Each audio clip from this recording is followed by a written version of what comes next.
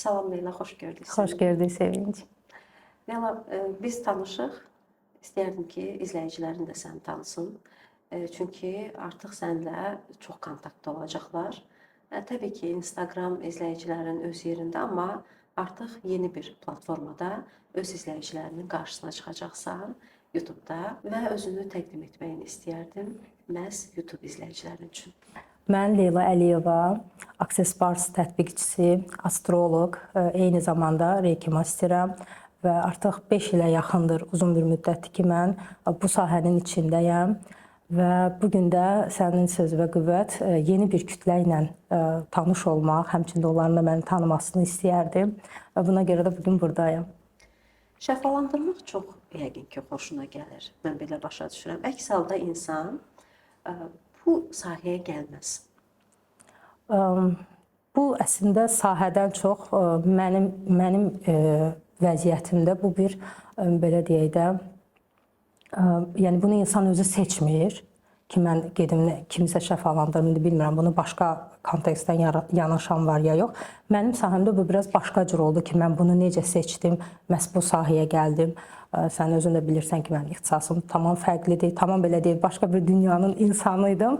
Gəl buradan başlayaq ki, bizi izləyənlərə də rahat olsun. Mən belə deyək, elmi cümlələrlə falan danışmaq istəmirəm. Daha rahat danışmaq istəyirəm. Başa düşsünlər ki, bu iş nədir? Əslində bir insan niyə, məsəl üçün, bir şəfaçı olur və yaxud da niyə enerji tərəfini seçir həyatın? Sən bilirsən ki, insan ümumiyyətlə enerjisel bir varlıqdır. Hər şey, gördüyümüz hər şey enerjidən ibarət. Bu stakanın belə öz enerjisi var, hər bir şeyin. Və yaradan insanları elə belə yaratmayıbdır. Biz yaradanın sistemində yaşayırıq və yaxud da Allahın sistemində. Kim necə istəyir xitab eləyə bilər. Bu kainatın, kosmosun bir sistemin içərisində yaşayırıq və yaradanın sisteminin öz qanunları var. Necə ki, məsələn, dövlətin öz qanunları var. Yaradanın da sisteminin öz qanunları var. Necə ki, biz dövlətin qanunlarına itaət edirik, qulluq edirik, eyni şəkildə yaradanın da sisteminə bu şəkildə bizim qulluğumuz var. Bu şərt deyil ki, nəsə bir qeyri-adi bir işlər, peşələr olsun. Adi bir bərbərlikdən tut, süpürgəçiliyə qədər, adi bir montajordan tut, dərziliyə qədər hər biri yaradanın sisteminə biz qulluq edən varlıqlarıq. Yəni, təsəvvür elə ki, mən sən bir söz deyim. Pandemiya dövrü yadıma gəlirdim, sən bərbərə falan gedə bilmirdik, parixmaxıra nə gündəydik yalnız. Yəni, indi təsəvvür elə ki, bütün sistemdən bütün saç ustaları çıxardılıbdır. Sistem necə olar? Bir dənə balaca bir detal çıxsa, qarışar, xaos yaranar. Və yaxud da təsəvvür elə ki, bütün proravlar yoxdur, fəhlələr yoxdur, süpürgəçilər yoxdur. Sistemdən bir dənə balaca bir detalı götürürük. Görsən necə bir xaos yaranır. Və bu xaosun yaranmamaq üçün yaradan bizi yaradanda, bizi bu dünyaya göndərəndə belə bir söz var, deyirlər, misyon, missiya.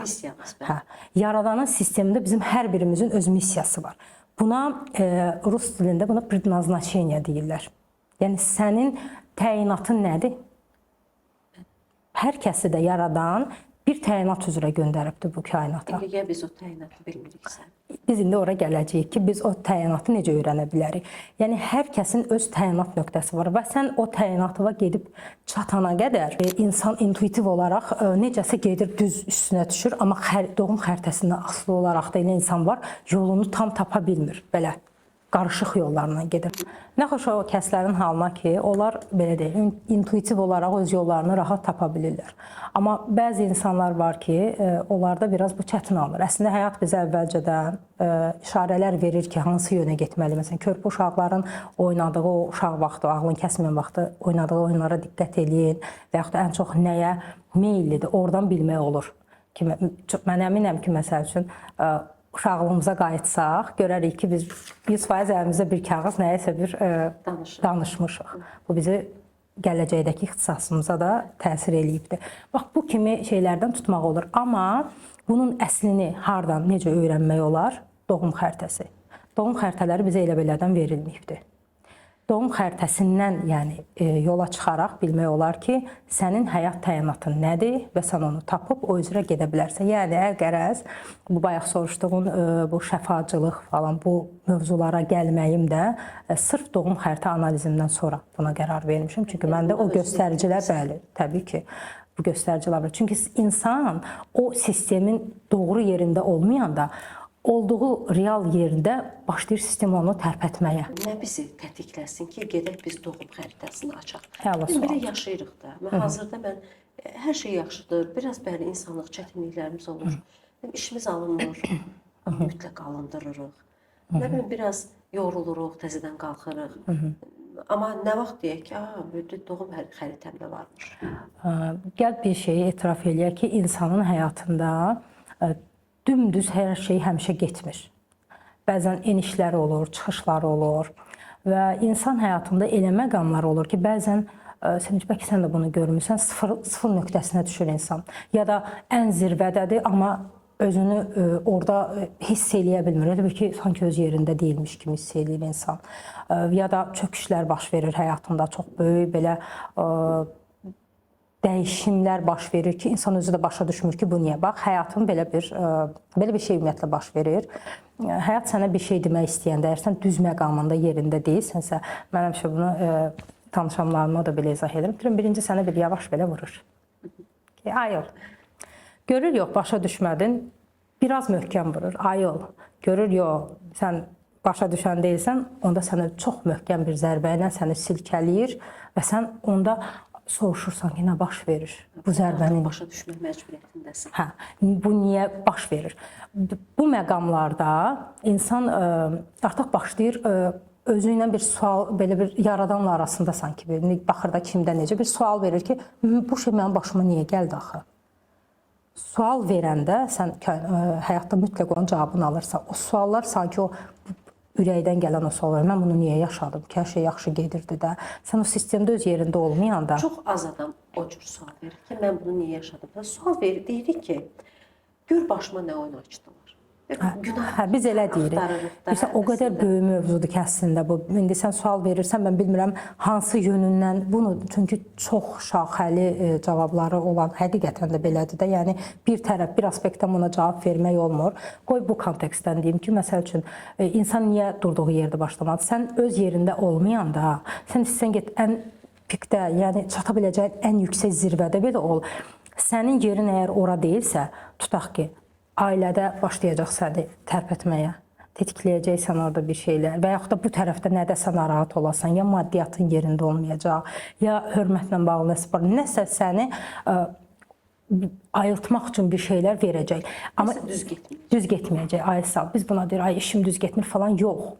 Yəni bax, sən doğru yerində amma olanda, belə deyim də, loru dildə deyirəm, yaradan sanki belə deyim, dəyməyin ona, o düzgün yerindədir, sistemimdə də onu ailədə də xoşbəxt eləyin, maddi mövzularda da onu rahat eləyin ki, o mənə xidmət etsin. Bollluq bərəkətini də verin. Bəlkə də sən, məsəl üçün, əvvəlki işindən də az məvacib alasın bu, tutaq, yeni sahəndə. Tutaq, tutaq, dünyaya gəlmirsən, sənin xəritəvi açırıq, Ay Mars qovuşumun var, şəfacılıq, birbaşa şəfacı tutaq, göstəricisidir. Sən şəfacı olmalısan, getmirsən, oturmuşsan, nə bilim, hansı bir ofisdə iş görürsən, müasib işləyirsən, sən orada heç vaxt rahat olmayasan, sən orada 1000 manatda, 2000 manatda maaş alsan, o maaş sənin, belə deyil, bərəkət olmayacaq, o sənin qane eləməyəcək. Amma sən gələsən burada, tutaq, sən yaradılmısan, tutaq, xanımlarla işləmək üçün, onları şəfalandırmaq üçün, psixoloq olmaq üçün, sən gedib oturmuşsan ofisdə. Sən amma düzgün yerə gələndə, səndən bütün o qarmaqlar çəkilir, səninlə bir şey belə alır olsa, deyirsən, bunu rahat aparım. Bu mənim himayə altında bir növ girirsən də daha rahat olursan. Ona görə də başımıza gələn şeyləri, bu mənə nədir, filan kəs bunu elədi. Onlar sadəcə figuranlardır da, tetikləyicilərdir. Yəqin ki, cavabım aydın oldu. Bəli, aydın oldu. Mən də öz payıma götürdüm oradan. Leyla, daha çox səhifəndə aksessuar eşidirəm. Düzdür, indi yenə də qala bilərik mövzunun içərisində, amma fərqli mövzulara da toxunmaq istəyirəm. Təbii ki, indi gedişatda yeni mövzularımız da olacaq. Access bars eşidirəm və eyni zamanda səhifəndə Access bars adlanır. Nədir ki Access bars? Kökləri çox dərinə gedir və uzaqlara gedir. Access barsın əgər o belə ən yavan halını soruşsam, məsələn mən Çində akupunkturanı göstərə bilərəm, iynələr xüsusi nöqtələrə batırılaraq. Sonra bizdə dədə-babadan nə var? Çıldaq. Çıldaqda bilmirəm olmusan ya yox. Çıldaqda nə edir? Pıçıllaqda nə edirlər? Xüsusi nöqtələrə, mən olmamışam açıq, amma görmüşəm, desən yandırırlar və orada elə bir enerji bilsən necə olar? Məsələn, insan qorxanda aparırlar. Qorxu nədir? İnsanın enerjisi bir yerə yığır və belə. Onu dağıdırlar. Hə, onu dağıdır. Bizim, gəl başdan belə izah edeyim. Bax, bizim başımızda 32 dənə nöqtə var. Hansı nöqtələrdə ki, bizim həyatımız boyu alıb qəbul etdiyimiz bütün məlumatlar yığılır, depolanır. Elə bir ki, 32 dənə flaşkan var. Hərəsi bir mövzu ilə bağlı, sən onu papka kimi yaratmısan, papkalar gəl deyək. Və kompüterində da 32 dənə papka. Uşaq doğulanda bu ağ kağız kimi tərtəmiz olur. Onun şuraltısı, nə bilim, beyni tərtəmizdir. Məsəl üçün, ata ona deyir ki, bu qırmızıdır. Uşaq deyir ki, bu qırmızıdır. Çünki biz valideynləri, ya bilirsən də necə qəbul edirik. Yəni valideyn dedisi odur da, yaradanla bağlı. Biz qəbul edirdik. İndi yox. Bunlar şuur altında gedən proseslərdir. Şuur altı olaraq uşaq şərtsiz, sözsüz qəbul edir. Valideyn. Hə, valideyn. Ana ona desə ki, qızım bu yaşıldır, bu yaşıldır. Onu buna ubicdeniyalar deyirlər də, inanclar. İnanc da yox, yəni inanc qəlibləridir. Yəni sən onu necə, hansı formada o alıb onu qəbul edirsə, ondan da gedir. Sən ona, bu əgər buna 30 il inanırsa ki, bu qırmızıdır, sən ona heç vaxt bunun göy olduğunu sübut edə bilməzsən. Əgər özü dəyişmə falan getməsə, razılaşmasa. Və uşaq nə edir? Məktəbdə, ətraf aləmdə, orada, burada, yəni belə. Yəni bizim ümumiyyətlə bir insanın 100% fikirləri varsa, onun 80% qırağa aiddir, 20% özümüzünkidir, sevinç. Gəl bunu qəbul edək. İşlədiyimiz yer, cəmiyyət, oxuduğumuz, nə bilim, böyüdüyümüz ailə, nəsil, kök, ata, ana, bunlar hamısı bizə təsir edir. Hərədən biraz yığırıq. Hərədən biraz yığırıq. Və bu yığdığımız həmin o məlumatları da o, bayaq dediyim papkalara, folderlərə biz yerləşdiririk. Məsəl üçün, ata hər gün gəlir işdən, oturur, başlayır. Pul qazanmaq da çox çətindir. Nə bilim, pul daşdan çıxır. Valla siz bilirsiniz, bunu mən nətər əziyyətlə qazanıram. Ana da oradan deyir ki, pul əl çirkin. Ay, sağ ol. Pul adamı, çox pul adama bədbəxtçilik gətirir. Nə bilim, falan filan. Uşaq da heç, uşaq onlara qulaq asmır, orada oyuncağı ilə oynayır. Şuuraltı, bilsən nədir? Bir ki, kaseti qoyursan yazır deyə bizim vaxtlarımızda da deyil. Onun kimi. Uşaq da orada yazır, qulaq asmır. Və yaxud da ana orada rəfiqəsi ilə danışır. Bütün kişilər hamısı xəyanətkar deyir. Bunlar hamısı belədirlər. Tutaq ki, rəfiqəsinə deyir, ha. Uşaq ana deyir onu, başa düşürsən, onun şuuraltısında çox böyük bir şəxsiyyət onu deyir, alır, qəbul edir. Şərtsiz, yəni bizim dirənclərimiz yoxdur valideynlərimizə qarşı və yaxınlarımıza qarşı. Məsələn, onu küçədən keçən biri desə, tanımadı, dirənc var da, o dəqiqə deyir, yox. İnanmaya bilirik. Amma bunu bizim valideynimiz deyir. Bizim yaradanla eyni tutduğumuz bir şəxsiyyət. Ona görə də biz onun sözünü qeyri-şərtsiz, yəni qəbul edirik. Və biz bu alıb qəbul etdiyimiz bütün bu inancları, bu hər şeyə aiddir, Sevinç. Hər bir mövzuya bax, aksesdə 32 dənə nöqtə dediyim, ora bədənimizlə bağlı, cinsəlliklə bağlı, sonra yaşlanmaqla bağlı, qocalanda mən kimlə qalacam, necə olacam, nətər olacam, tək qalacam, tək bu qorxulardır. Sonra kontrolla bağlı.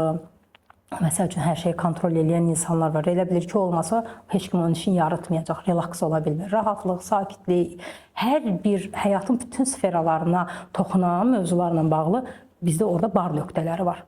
Gör, məndə neçə bar var bu dəqiqə. Çünki dediklərim olsa, baxıram ki, məndə var. Bar hamıda eynidir, 32 dənə bar nöqtəsidir. Amma onun içini nə qədər şeylərlə doldurmuşuq, o artıq hər kəsin öz bagajıdır. Bax, uşaqlıqda tərtəmizdir də, yəni şuuraltımız təmizdir. Biz ora hərənin biraz, yəni insan fitrət üzərində doğulur. Belə bir cümlə yəqin ki, eşitmisən. Və sən alıb qəbul elədiyin şeyləri, elə bir ki, təmiz quyudur, su, uşaqdır da, hər şey saf, təmiz, heç nədən qorxmur. Uşaq üçün ümumiyyətlə qadağa yoxdur. Hər şey görürsən, deyir ilan boğandır, gedib hər şey eləyə bilər. İlanı da götürər, onu da... Onun üçün şeylər yoxdur da, dirənclər yoxdur, qorxu şeyi yoxdur. Uşaqları biz formalaşıb, bu cızdır, bu olmaz, bunu belə eləmə, onu eləmə və insanın şuuraltısında da elədir. Tərtəmiz elə bir qaynayan bir bulaqdır. Gətirir, mama bir dənə qorxu atdı, papa bir dənəsini atdı, o birini elədi, nə bilim, bu biri məktəbə gəlsə, belə-belə doldurur. Altda depon qalır, amma üst artıq sən deyilsən. Və təsəvvür elə insanın neçə yaşı varsa, o qədər də, o illər qədər də ora depolayıb yığıbdı. Yadıma düşdü, uşaqlarım yatmayanda çöldən keçib qapını döyürdük belə, göy kimsə Qorxudur. döyür. Hə, elə qəşəng yatırdılar ki ondan. Əslində qorxutmusan sən onlar. Olmaz. Olmaz. Hə, indi tutaq ki, mənim uşağım ondan qorxur. Yəni sən onu indi bu biraz başqa yönlə gedir qorxu. Yəni onlar kompleks işlənir. Aksesdə eləncə yoxdur. Gəl düzdür insan niyyət eləyir, gəlir. Bu daha çox biraz psixologiyadan fərqi nədir? Yəni söhbət aparılır. Söhbət əsnasında yəni təqribi bilirsən ki, bu insanla hansı mövzular işləməsi, amma akses orada ayırmır da ki, mən sırf bunu, bu niyə oldu? Gəl bunu araşdır. Yox. Heç nə danışmadan. Heç nə də bax konsultasiya eləmədən də işləmək istəyənlər var. Düzdür, mən də elə hələ ki rast gəlməmişəm. Hamı danışmaq istəyir, xanımlar. Mənə zaten o konsultasiyanın məsəl üçün gəlirlərsə 2 saat işləyirəm də pasiyentlə. Onun 1 saatı mütləq özləri tələb eləyiblər deyə mən onu elə əzəldən elənçinə qoymuşam. Yəni 1 saat danışırlar ki, mən bilim də bu adam. Güvənirlər deyə danışırlar. Bəlkə də sevir, bəlkə də. Belə deyək, ev adamlar ki, heç kimə güvənmir. Məsəl üçün, mən getsəm deyərəm ki, danışmayım. Nə edəcəksənsə et. Baxır kimə də. Baxır kimə. Yəni sənə qarşındakı insan əgər güvən verirsə, məsələn biz danışandan sonra mənə deyirlər ki, elə konsultasiya sanki məni ayatdı, məni şəfalandır, mən çox rahatlaşdım. Hə. Aksesə də o zaman kimi yatırlar. Çünki mənə güvənirlər. Yox aparır onlar. Rahatlaşıb. Yəni əgər yatırsa bir insan aksesi necə edir? Yatırsa elə bil ki, onun fərqi yoxdur ki, o nə qədər istəyir. Yəni nə edir eləsin də orada mən işimi görürəmsə, o fikrim çıldağa getdi. Elə bildim siz də toxunusa. Yox, sadəcə. Yox, məndə bu akses manual terapiyadır. Başdakı nöqtələrə toxunaraq olunur. Amma yəni başqa aparat falan bu şeylər deyil də. Toxunuram. Amma o yatsa da olar. Aksesdə məsəl üçün 1 saat yatmaq 7 gün dəniz qırağında istirahətə bərabərdir. Beyin və şuuraltı üçün. Ya insan var deyir ki, məsələn pasiyent gəlib deyir ki, mən heç vaxt günortalar yatmamışam. Deyirəm lap yaxşıdır olsa. Artıq burada məsələn rahatlıq, sakitlik barı var. O bara keçəndə görürəm bir şey kimi getdi əlinin altında. Başa düşdüm, bu insandan asılı olan bu enerjidir. Sən ora illərlə təsəvvür edir. Bayaq dediyim o quyuya toxunulmayıbdı. İllərlə insan gərginlikdə yaşayıbdı. Mən onu hər şeyi kontrol eləmək, sakit olmayıb, relaks olub. Mən onun o barlarına toxunan kimi impulslar başlayırdı orada işləməyə. Belə əzələ kimi buraxır özünü, belə rahatlaşır və onu yox aparır. Hər akses baş lazımdır. Sıfırdan tut, ən yaşlı pasiyentim 80 neçəsə yaşında olub. Yəni belə deyək, psixoloqa gedirik, hansısa bir şikayətimiz var. Akses varsa isə hər hansı şikayət üzərində gedilmir. Hər kəs sanki check-up kimi və ya hər kəs müalicə kimi biraz gedib relaks olmalı və o barları boşaltmalıdır deyə. Bax, Avropanın bir neçə ölkələrində, hətta səhv eləmirəmsə Amerikada da bunlar check-uplara gedirlər, ora daxildir. Məsələn, reikidir, aksesdir, məktəblərdə məsələn olunur. Nə qədər elə bir ki, üzr istəyirəm misal üçün məsələn bir zibil qutusunu, məsəl üçün kompüterdəki zibil qutusunu necə boşaldırıq ha? Gün ərzində gör biz senin üçün nə qədər təsirlərə məruz qalırıq. Onun sözü, bunun negativi, oradan nəsə görür, televiziya, məlumat, informasiya dəhşət dərəcədə. Əslində informasiya müharibəsinin içindəyik də. Hər bir tərəfdən öz fikrini etməyə çalışır. Hər nəsə deyir, biri negativ, nə bilim yol gedirsən, kimsə şikayəti, bunları biz özümüzdən asılı olmayaraq, yenə deyirəm, şuuraltı yazır. Heç vaxt sönməyən şey kimidir. Teyp kimidir, yazır özü üçün. Biz bunlardan yoruluruq. Şuuraltı yorulur. Ya da düşün ki, bir paltarı sən neçə yaşın varsa, 30 yaşın varsa, 30 ildə yeni paltarı çıxartmadan geyinirsən. O paltarın vəziyyəti nə olar? Bax, akses də necə ki, yorğun bir iş günündən sonra evə gələndə bədənimizi necə yuyuruq, suyun altına gelirsə, akses də illərin o yorğunçuluğunu təmizləyən, bizi relaks vəziyyətə gətirən bir terapiyadır. Daha tərəfləri də var. Sənin energetik alanı, tək fiziki bədənivi yox. Enerji bədənlərini də təmizləyir, şuuraltını təmizləyir və s. və ilaxır. İnsan öz-özünə edə bilir. İnsan öz-özünə müəyyən nöqtələr var ki, məsələn, mən terapist kimi özüm-özümə, məsələn, implant barımı falan işləyə bilirəm. Amma full terapiyanın özünü yox. Çünki sənə psixonik belə deyək də ötürücü lazımdır. Ona görə hər adamın, məsələn, yanına aksesə getmək olmaz. Nüanslar var, baxmalısan. Özü əgər belə deyək ki, özünün barları doludursa, o akses edə bilərmi? Elə bilər, amma necə seçsəz və seçimlə getsə insan daha yaxşı. Çünki insan özündə nəyi şəfalandırıbsa, o səndə onu çox rahat şəfalandıracaq. Reiki dedin, Reiki. Bunu mən eşidirəm. Hətta bayaq danışdım. Reiki almışam. Mən aldığım terapiyaların adını bilmirəm bu arada qeyd edeyim. Amma nəsə bilirəm ki, yaxşı bir şeydir. Reiki mən bayaq danışdığımda Bəli, o reikidir. O reiki distant, bəli, o distant işləmək olur. Məsələn, Norveçdə, Şveysariyada, Amerikada pasientlərim var, Almaniyada. Biz onlarla məsələn uzaqdan işləyə bilirik.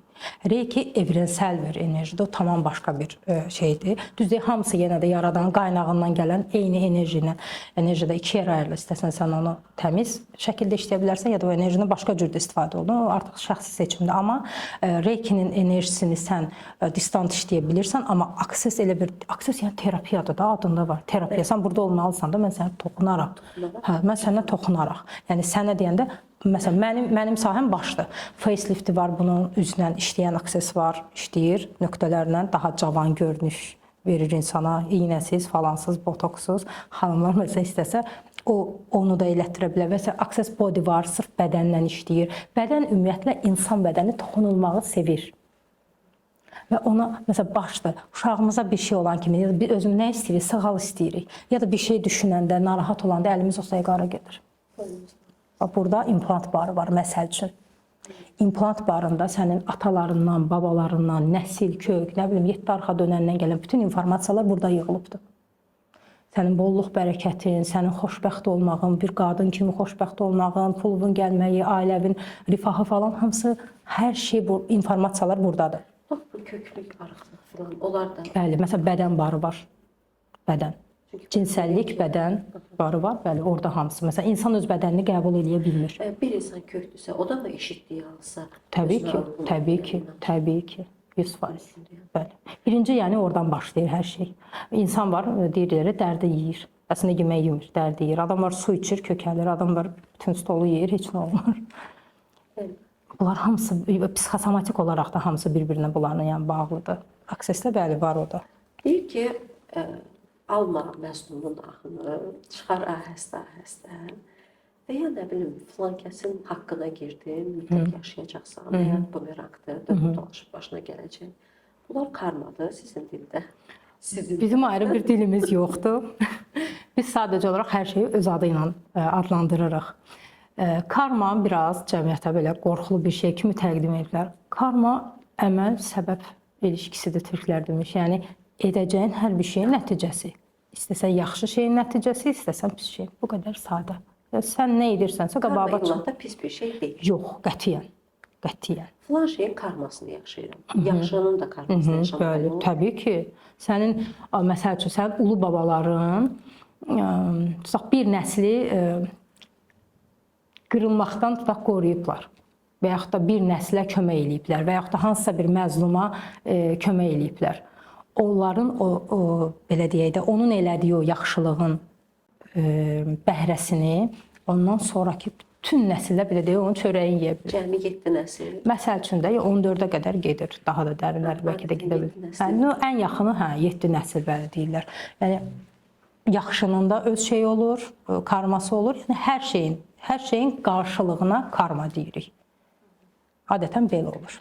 İndi tutaq ki, mən kiminsə karmasını yaşamış ola bilərəm və ya mənim övladlarım yaşayacaq. Yəni, hər kəs adətən özünə baxırdı. İndi mən durub həyatımda nəsə pis bir şey baş verirsə, gedib kimisə araşdıracaq deyiləm ki, görəm mən kimin karması yaşayıram. Mən neyniyim bunun karma olduğunu hardan biləcəm? Əslində, hər nəsilə bir neçə döngüdən elə bir insanlar gəlir ki, onlar bu, belə deyək, kör qısır döngüləri qıra bilir. Baxırsan, məsəl üçün, mən soruşuram bəzən danışanlarımdan ki, deyirəm ki, danışır belə elə, deyirəm ki, məsələn, nəslindəki bütün xanımlar barədə mənə danış. Özünü saxla, onlar barədə mənə danış, görüm necədirlər. Deyir ki, hamısı belə hegemon, belə vuran, yıxan. Deyirəm, yaxşı, onda kişilər necədir nəsildə? Deyir ki, kişilərimiz hamısı belə yazıq, sakit. O nəsildə, məsələn, o qadınsılıqla, dişiliklə bağlı bir şey var. Döngü var, düzgün olmuyor. Daha erildilər. O eril, yəni belə deyək, səhv o gedişatı qıran və dişiliyi ilə bütün nəsli şəfalandıran bir nəfər çıxır. Hansı ki, o hazırda terapiyadadır. Bəli. O orada özünü şəfalandırdıqca özündən sonra gələn də bütün nəsillərinə o şəfanı yayır. Yəni ki, ən yaxşı versiyamızı yaradana kimi çalışmalıyıq. Belə də demək olar. Mən indi bu mövzuya çox girmək istəmirəm, çünki çox şaxəli və çox geniş bir mövzudur. Amma hə, insan ümumiyyətlə həyatı boyu zaten bu dünyada var olma səbəbi ilə o üst versiyaya, ali mənlik deyirlər buna, vışıya, ona çata bilmək üçün, yəni super versiyasına çata bilmək üçün bu belə də imtahan poligonundayıq. Yoxsa ki, nə mənası var idi bura gəlməyin? Hər dəfə daha üst, daha üst levelə, yəni bilincə çatmaq üçün insan bu dünyaya bədənlənir. Son dönəmlər lap aktualdır. Doğum xəritəmizi açdıraq və s. Niyə açdıraq ki? Yəni bu mənə nə verəcək? Tutaq ki, mən istəyirəm eşitdiyimə Çox şeylər verəcək. Yəni doğum xəritəsini bilmək. Gəl belə başlayaq. Məsələn, bir insandan soruşur ki, sənin bürcün nədir? Tutaq aslan. Onun kimi 15 dənə aslanı onun yanına qoysaq, görəcəyik ki, o aslanlar hamısı bir-birindən fərqlidir. Doğum xəritəsi bilirsən necə bir şeydir? Bayaq biz başda danışdıq ki, yaradan səni bu kainatda yaradıbdır, bu dünyaya bədənlənmisən bir missiya üçün. Biz bir əşya, məsələn bu telefonu alanda bunun yanında bizə nə verirlər? Bu boyda kağız. Apisaniyası, onun istifadə qaydaları verirlər və yaxud da xaladenik alırsan, onun yanında nə olur istifadə qaydası, istənilən bir nə istəyirsən al, onun yanında bir istifadə kitabçası olur. Doğum xəritəsi də bizim bu dünyadakı belə deyək dırnaqarası istifadə kitabçamızdır. Düz təəssüf ki, bu hələ bilinmir, yəni tam belə inkişaf eləməyibdir, amma doğum xəritəsinə baxıb bir insan barədə çox şey bilmək olar. Yəni sən necə ki, məsələn bu telefonun istifadə kitabçasına tutaq yazırsa, bunu suya atmaq olmaz. Bunu isti məsələn yerdə qoysan qızar, bataryası belə olar, xarab olar. İnsanda da belədir. Bu insana necə davranmaq lazımdır? Bunun potensialı nədir? Bundan necə o sevgisini necə göstərir, necə sevgini qəbul edir. Bunlar hamısı onun doğum xəritəsində yazılır. Yəni məsələn əvvəllər mən deyirdimsə ki, bir insanı tanımaq üçün onun şəklinə baxım. İndi deyirəm ki, mən onun doğum xəritəsini verin və yaxud da doğum tarixini verin. Mən onun xəritəsinə baxıb insanı daha yaxından tanıya bilirəm. Çünki doğum xəritəsi belə bir şeydir. Təsəvvür elə ki, meşədə azmısan. Əlində də heç nə yoxdur. Biri var, sən kör-körana gedəsən, yönü tapasan. Bir də var ki, sənə elə o məqamda gətirib bir dənə kompas verirlər. Hansı istər keçirərsən, sevinirsən. Bəli. Yəni doğum xəritəsi də elə bir şeydir. Sən kimsən? Biz əslində bu dünyada nə axtarırıq? Ən çox özümüzü axtarırıq da. Mən kiməm, bunu axtarırıq. Doğum xəritəsi sən kimsən, onun cavabını sənə verir və hara getməlisən, niyə buradasan? Hamısının cavabı şifrələnmişdir, kod şəklində orada var. Necə edirsən? Bu proses necə olur? Nəyimizi bilməliyik? Gəl belə izah edeyim. Bizim cəmiyyətdə, ümumiyyətlə genel olaraq, ümumən insanlar ən çox günəş bürclərini bilirlər. Məsələn, sənin günəş bürcün, səndən soruşsan bürcün nədir? Nə deyəcəksən? Bürcünü deyir. Deyəsən dolça. Bu sənin günəş bürcündür. Əslində çıxışlarında deyirlər, mən dolçayım, dolça ilə tutuşmuşam. Yox, onlar yəni o deyil. İndi mən sənə izah eləyəcəm və daha aydın olacaq ki, bu necə olur. Dolça sənin kimliyindir. Yəni günəş bir xəritədə onlarla yüzlərlə orada yerləşimlər vardı, amma ən vacib olanları məsələn bir 20-30 dənəsidir ki, ən çox bunlarla işlənilir. Günəş sənin kimliyindir, sənin egondur, sənin özünü cəmiyyətdə ortaya qoyma şəklindir, mən buyam demə şəklində. Orada sən özünü dolça kimi aparırsan. Səni tanıyan dolçanın o hərəkətliliyi falan, o sevincsən. Sən artıq özünlə baş-başa qalanda, evə gedəndə, səni heç kim görməyəndə sənin ayın yanır. Ayın başlayır işləməyə. Ay bürcün nədirsə, tutaq ki, düşübdür, tutaq buğaya, çox rahat, relaks, sevəcən, anaç birisən və yaxud xərçəngə düşübsə, çox emosional falan. O dolçadan artıq əsər əlamət qalmırsan, evdə dolçalığı göstərmirsən. Ay bürcün nədirsə, onu başlayırsan göstərməyə. Sonra, yəni sənin ana ilə münasibətin sənin ayındır, sənin ata ilə münasibətin sənin günəşindir. Bunlar okeymi? Günəşin dediyin cəmiyyət içində. Bəli, cəmiyyət içində eqonu, kimliyini ortaya qoyub. Sonra günəş sənin nə ilə fəxr eləyirsən? Hansı bürcə və hansı evə düşürsə sən o mövzularla fəxr edirsən. Məsələn, günəşi 4-cü evə düşənlər, sən bilirsən mən kimlərdənəm, hansı nəsildənəm, falan kəsə, falan. Bunlar məsələn günəşi 4-də olanlardır və yaxud da sən bilirsən mən haranı bitirmişəm, mən Oxforddan, nə bilim, Harvard'ı bitirmişəm. Bunlar məsələn günəşi 9-da olanlardır və yaxud da O zaman belə kimsə danışanda deyirsən ki, yəni tuta bilirsən o. Mən məsələn indi artıq necədir? Biri ilə söhbət edəndə bayaq sənin deyirəm, beynimin içindən artıq o xəritə analiz belə gedir ki, bu buna görədir, ona görə bu belədir və açanda da görsən ki, təsdiqini tapır. Sonra biz indi oturub səndən söhbət edirik. Mənim səninlə danışdığım ki, tutaq bizim söhbətimiz bir başqası ilə tutmaya bilər. Niyə?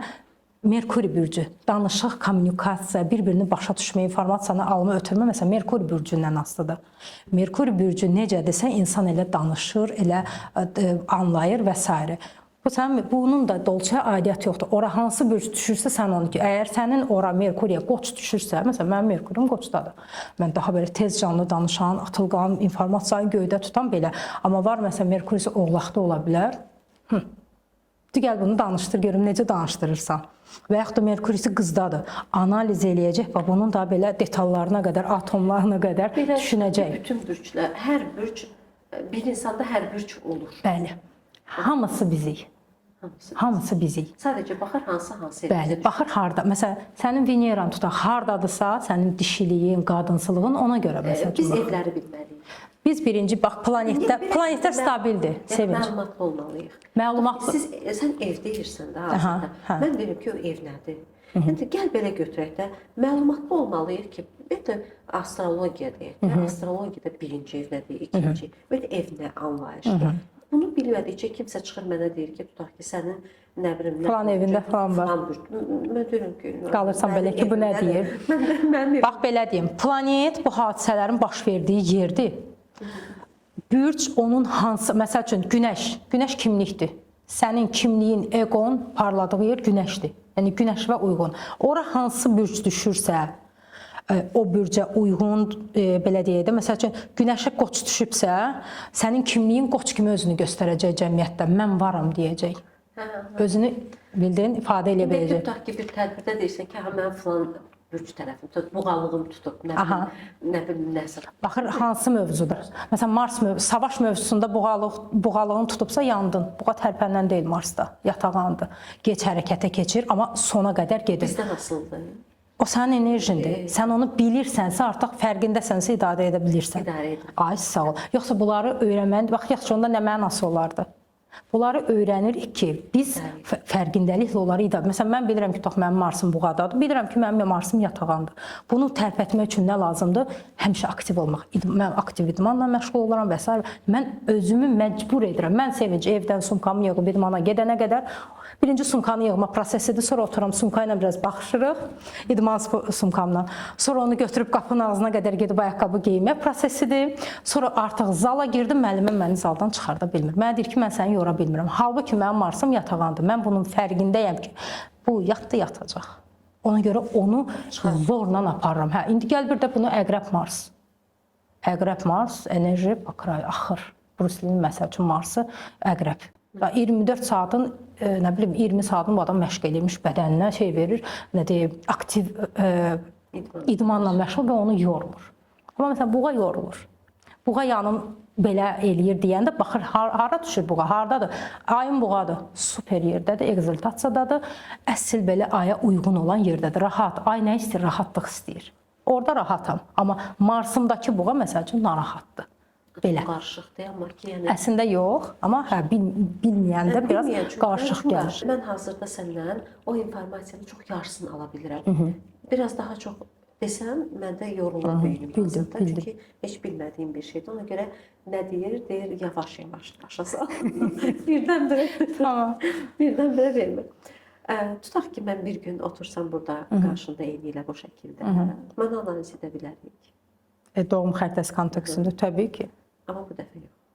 Nə zaman ürəyin istəsən. O zaman gələn dəfə sənlə bu podkastı doğum xəritəmizlə başlayırıq. Gözümüzdə. Ona kimi də mən nələri götürüb gəlməliyəm? Yəni nələr, hansı bilgilər olmalıdır? Doğum xəritəsi analizinə gələndə bizə sadəcə lazımdır doğum tarixi və varsa çox əla olar dəqiq doğum saatı. Çünki doğum xəritəsi bunun üzərindən gedilir. Yəni nə qədər dəqiqdirsə saat, çünki burada yüksələnin hesablanması var.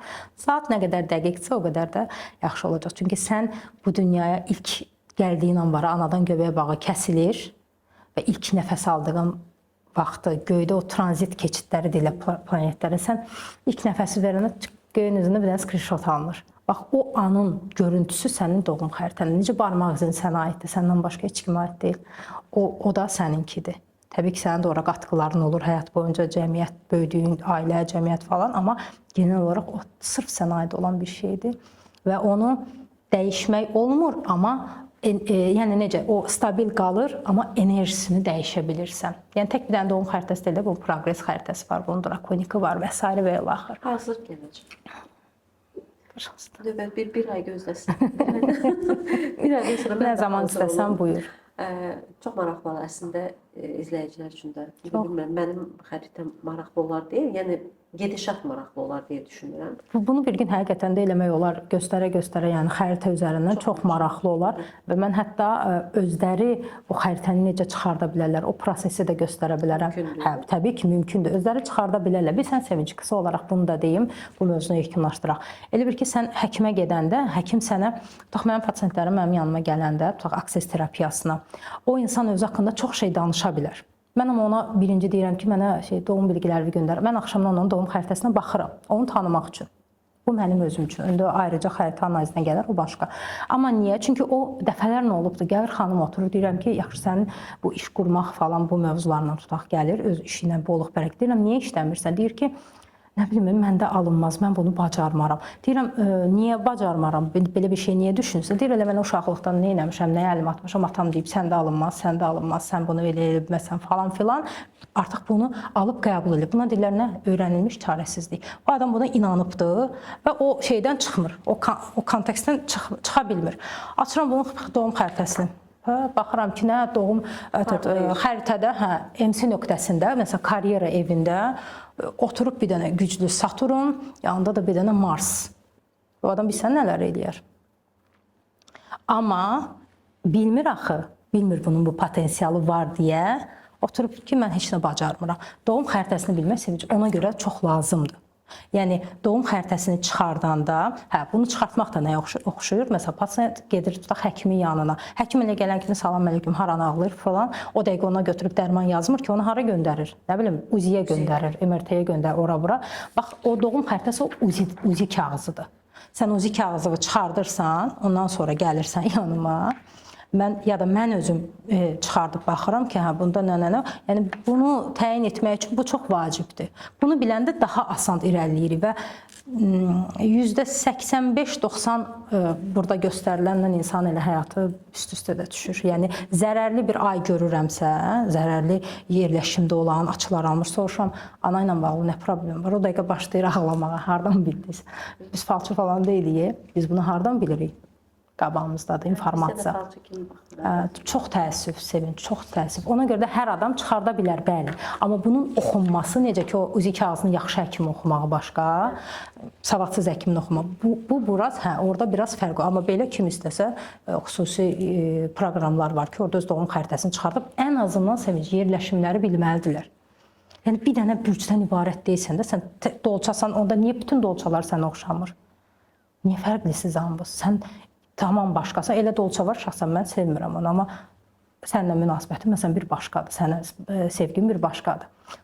Bunların, ya insanlar arasında da o bağlar var, sinastri xəritələrdə. Ona görə insanlar bilsə daha yaxşı olar bunu. O zaman bilək. İnşallah. Belə Leyla, məncə bugünlük bu qədər. Sən də elə öz izləyicilərinlə sağollar, mən səninlə sağollaşım, sən izləyicilərinlə sağollar. Və gələn dəfəyə bu arada nəsə sualları olarsa, bəli, təbii ki, yaza bilərlər. Yorumlarda da yazsınlar. Ola bilər növbəti podkast üçün elə onların sualları əsasında nələr. Təbii ki, daha maraqlı olar. O zaman söz səndə və kamerada. Belə bir sözüm yoxdur, sadəcə olaraq çox istəyərəm ki, insanlar həqiqətən də bəzi şeylər var ki, eşidirlər, onu necə deyim, informasiyanı qəbul edəmirlər. Mənim sözüm budur ki, bir şeyi eşidəndə ən azından o məlumatın ondan gəlib keçməsinə icazə versinlər. Məsələn, uşaq mənə deyəndə ki, mən yemək istəmirəm, baxıram, o onun dadına baxıb deyirsə istəmirəm, okey. başa düşərəm onu. Amma dadına baxmadan istəmirəm deyirsə elə belədən mən onda dirəşirəm ki, onu ye bax dadına xoşlanmasan. Bax informasiyada da belədir.